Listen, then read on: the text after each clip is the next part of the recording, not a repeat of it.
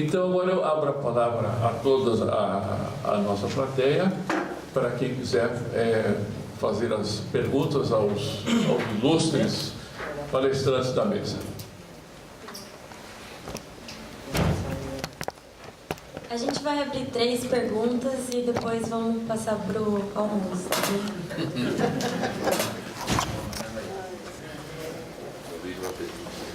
Olá, boa tarde à mesa. Eu queria dirigir mais a professora Cristina, que falou a questão dessa dependência que a gente tem dos Estados Unidos. A senhora não acha que isso vem de uma questão cultural do país, que, analisando a história da política externa brasileira, desde o Rio Branco até os dias atuais, é uma coisa que sempre os Estados Unidos está sempre na nossa sombra da política externa, mesmo que rompam algumas vezes, bem delicadamente rompendo, mas você acredita que isso pode vir da questão cultural, que atinge também a população, os assuntos não só internacionais, mas também domésticos, a sociedade civil brasileira se vê numa cultura que está sempre ligada à cultura americana?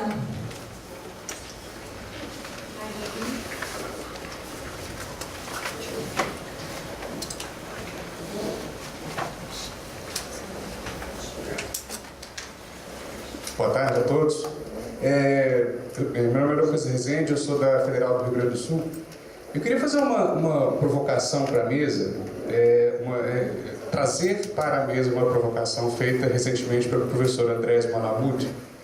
Ele lançou um texto bastante polêmico, já dá para ver, falando basicamente que as relações internacionais brasileiras não são internacionais, que são papos, que são encontros para brasileiros, feitos para brasileiros, que a gente não sai, que a gente não dialoga com quem está de fora, né? Eu queria simplesmente trazer essa polêmica para a mesa. Eu acho interessante, porque tem muito a ver com a exposição de muitos de vocês. Obrigado.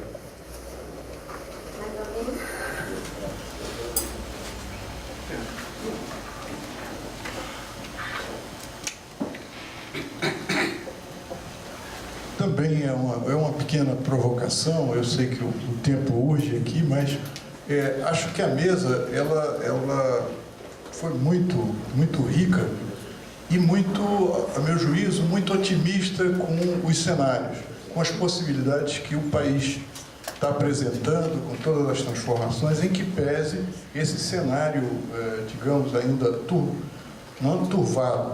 A questão de respeito às nossas fragilidades. E aí eu estou me referindo, estrito senso, à questão política econômica.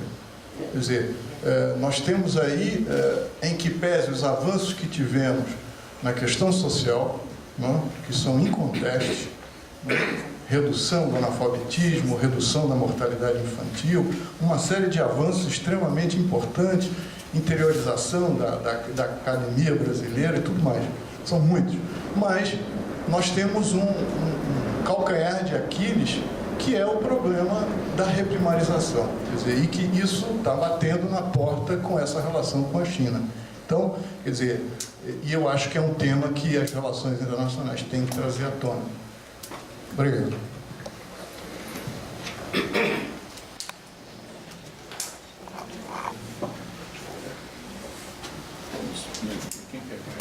Você pode ficar ordem, né? Bem, a primeira questão não é para mim. Malamuti. Quem é que não dialoga? A política externa ou os acadêmicos? Né? Eu acho que ele fez referência não ao seminário, ao reunião da ABRE, né? Enfim. Bem, o primeiro, desse ponto de vista, o Brasil é muito parecido com os Estados Unidos.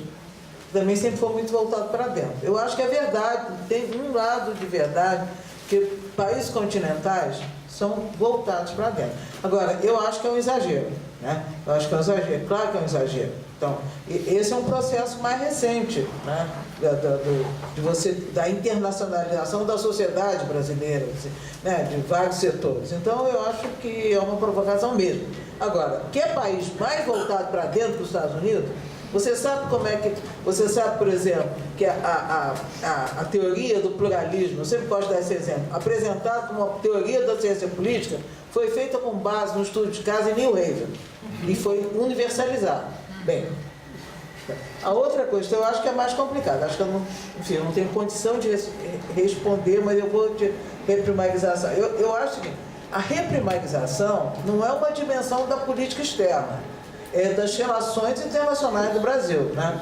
Então, eu não tenho como responder, eu acho que a China, é isso que a Cristina falou, acaba sendo um fator de atração, numa dimensão contra-hegemônica, tendo em vista a participação do Brasil nos fóruns globais, mas que a gente também não sabe se vai ter. Agora, ela gera, na verdade, essa coisa que é dramática, né? Enfim, então eu concordo com você, mas aí a agenda fica muito mais complicada, né? Agora, talvez o que é mais difícil a gente pensar, mesmo na linha do que você estava falando, é como é que a gente pensa, porque a gente não tem a tradição de pensar do ponto de vista do longo prazo, pensar da inserção do Brasil no mundo, né? Eu acho que aí sim, eu acho que a academia, quer dizer, nós poderia ser uma contribuição, quer dizer, como são os Estados Unidos, que tem, né, claro, eles são uma potência, mas eles têm uma comunidade epistêmica e intelectuais orgânicos da política externa impressionante, mas eles estão acostumados a pensar do longo prazo, a inserção do país no longo prazo. Eu acho que talvez isso é a nossa fragilidade. Eu não vou discutir o Malamud, não, porque a Regina já fez e o Malamud me deixa nervosa. Não ativa coisas boas em mim. Agora, eu queria, assim, pegar a questão da reprimarização para pegar carona e, talvez, enfim, fazer referência a um tema que foi sobre o qual se falou pouco. A Regina mencionou mais, enfim, desenvolveu um pouco mais e eu falei meio en passant, apareceu no subtexto da Cristina, mas enfim, que é a questão da região e o tema regional, que, digamos, é novo do ponto de vista de como se coloca hoje em dia na política externa do país, mas não apenas do ponto de vista, digamos, talvez o que há de menos novidade é como se coloca na agenda política externa, porque existe uma espécie de memória coletiva na diplomacia sobre outros tempos das relações com a Argentina, outros tempos da agenda da região, da agenda da integração, ou seja, talvez esse seja um lado mais desgastado do ponto de vista da agenda regional, se bem que a presença do Brasil hoje em dia na América do Sul tem toda uma ressignificação. O que eu acho que ainda não está sendo pensado pensado criticamente, está sendo muito mais mobilizado socialmente, porque os atores sociais estão na frente da academia nesse tema, é justamente de que maneira a nossa inserção econômica internacional está afetando, de fato, a nossa relação com os nossos vizinhos. E, nesse caso, a primarização joga um papel perverso, porque a presença do agronegócio agora, como o motor, digamos, de avanço das nossas fronteiras físicas, né, com os nossos países, né, é resultado dessa reprimarização. E isso gera agora um conjunto de problemas, como, enfim, pessoas da área, a Fátima Mello mesmo diz, nós estamos exportando as nossas contradições. E a nova relação interno e externo, né, é uma nova relação, é uma nova vinculação, uma nova responsabilidade, né, que, inclusive, eu creio que está atropelando a agenda convencional da região. Quer dizer, não há os processos de integração, o Mercosul, enfim, ficaram absolutamente num espaço secundário, enfim, num espaço refém dessa agenda. E é disso que nós precisamos começar a falar. Mas isso digamos, realmente criar uma outra visão, uma outra leitura desse processo e pensá-lo também do ponto de vista do seu impacto na nossa relação com os nossos vizinhos.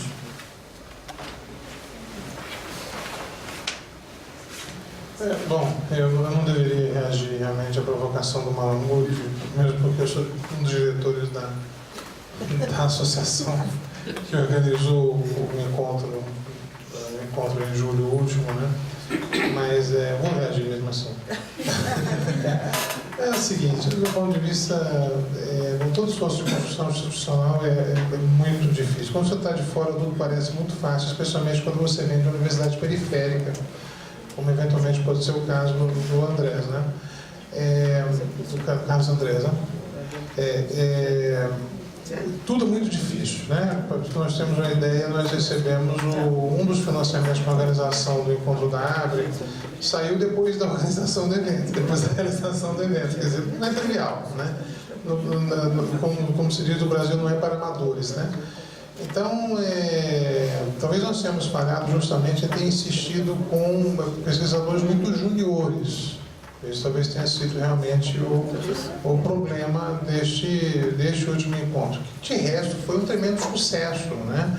Nós tivemos 600 participantes, tivemos 900 trabalhos apresentados. Nós podemos discutir um tanto, algo muito importante, se nós queremos ter eventos tão grandes, se não é melhor nós termos eventos menores e melhores, né? Quer dizer, sob essa perspectiva, esse encontro realmente marcou a comunidade de uma forma indelével, né? Tanto em tudo que diz respeito à mudança de parâmetros para o futuro próximo. Eu acho que um outro aspecto que é muito importante é tomar a noção de... Aí sim, acho que diz respeito propriamente à argumentação do Malamud, a ideia de que a comunidade é entrópica, né, ou GECA, simplesmente pelo número de GECA, nos chamou de GECA, certo? Não foi isso, professoras? Nos chamou de GECAs, né? Sim, se nós somos uns GECAs, né? Caipiras, né? Somos caipiras, porque eu fui convidada, aquela coisa toda, enfim. Nós chamamos de caipiras, de GECAs, enfim, certo? Pelo número de pessoas convidadas de fora. Eu acho que essa não é uma medida boa, muito menos, eu acho que outra medida que é absolutamente cretina, pelo número de artigos, de citações que a produção dessas pessoas, dos convidados, tem no Google Scholar, né? Realmente são medidas absolutamente cretinas, certo? Acho que tem medidas melhores para nós pensarmos na internacionalização da Academia Brasileira de Relações Internacionais. E nós não somos propriamente muito por eficiência nessas medidas não, tá? Então, por exemplo, o número de artigos publicados em revistas internacionais. Eu acho que essa é uma medida importante. De longe, nós somos muito... Olha que nós não somos propriamente campeões nisso no Brasil, na área de relações internacionais. Mas nós temos uma performance muito melhor do que a comunidade argentina, por exemplo. Eu acho que nós estejamos abaixo dos índices do México, que tem uma comunidade de relações internacionais que é muito vinculada aos Estados Unidos, tá certo? Mas o número de artigos em periódicos internacionais. Mas o número de participações, de inserções nos grandes eventos internacionais.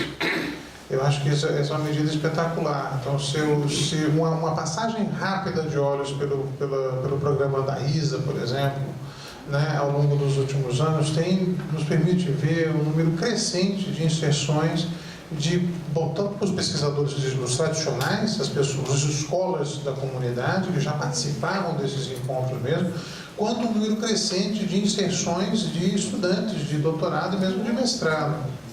Isso decididamente não acontece por aí, tá certo? Então eu acho que foi uma provocação verdadeiramente infeliz e nós não devíamos, tanto é que a associação não reagiu, não deveria reagir, porque não foi nada dirigido diretamente à associação, como de resto nenhum de nós que trabalhamos na organização do evento reagiu diretamente ao Malamud, mas eu acho que são medidas que pouco têm a ver com o estado atual da nossa comunidade. Nós temos muitos problemas, já chamava a atenção para isso, muitos problemas muito sérios, né? O que o professor Tulo, na exposição dele, chamava a atenção como os pontos fortes da comunidade de um programa consolidado, que é o programa Santiago Dantas, certo? Devem ser tomados como os parâmetros de excelência, digamos assim, que todos devem buscar, todos os programas devem buscar. Mas nós temos problemas mais diversos, tá certo? Problemas muito sérios, né? Problemas de distribuição regional, problemas ainda relacionados à internacionalização, tá certo? Mas, decididamente, eu acho que nós não somos muito jecas, não, no meu ponto de vista. Sobre esses parâmetros, tá certo? Nós não somos muito caipiras, não. Acho que o comentário dele foi francamente infeliz, né? Obrigado. Bom, rapidinho para encerrar. Não, com relação à dependência dos Estados Unidos, sim, é uma coisa histórica da formação brasileira. Eu acho que são dois aspectos da sombra, né? Você tem a sombra dos Estados Unidos no hemisfério ocidental, né? Então, ou seja, desde a doutrina Monroe, essa projeção, e depois a sombra da hegemonia. A questão é a seguinte: quando você tem esse primeiro vetor de relacionamento com os Estados Unidos, faz parte de um determinado contexto histórico no qual aquilo se provava necessário.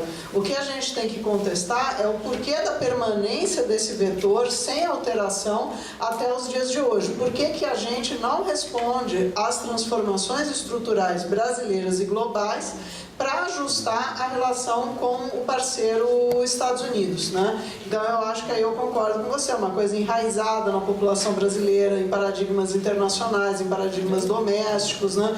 Então, essa coisa de você... eu lembro que quando estouraram os protestos aqui no Brasil, todo mundo quebrando o Banco Brasileiro, quebrando instituições brasileiras, mas no dia seguinte eu estava na fila do consulado americano, na Avenida São Walter, tomando chuva, tomando frio, e ninguém protestando absolutamente a respeito de nada. Tá? Então, eu acho que isso mostra realmente um descompasso nessa questão. Então, de fato, é uma dimensão estrutural e que ela permanece sem alteração, que revela a nossa ausência de planejamento estratégico e essa prisão ao passado social e cultural que a gente tem. E aí eu encerro, realmente, eu concordo, eu acho que a grande fragilidade da política interna e externa brasileira é a vulnerabilidade da política doméstica, socioeconômica, né? Então, a questão da inovação, que o Antônio mencionou, a questão da região, que a Mônica mencionou, coisas que a Regina também falou. Ou seja, o que a gente tem? A gente tem uma mudança de vetores, mas que não tem continuidade, porque você não tem embasamento para dar essa continuidade. Por quê? Porque a população também tem um imaginário preso a um determinado passado, mas também porque você não tem investimentos direcionados em um planejamento estratégico. Então, enquanto a gente não resolver isso, e os Estados Unidos sabem muito bem, para você ter uma projeção interna e uma projeção externa forte, você tem que ter base de poder doméstico. Se você não tiver isso, e você não tiver um consenso, ou pelo menos vozes, que trabalhem pensando o Brasil de uma maneira para o futuro e tomem decisões, né? Então, eu acho que sim, faz parte da nossa alma, assim como o atraso, assim como outras questões. Isso não significa que é bom, né? Então, o que os americanos sempre perguntam muito para mim é assim: o que vocês querem, afinal? Né? Então, afinal, o que nós queremos? E aí não é querer com relação aos Estados Unidos, é o que a gente quer para o Brasil mesmo, como nação. Tá? Obrigado.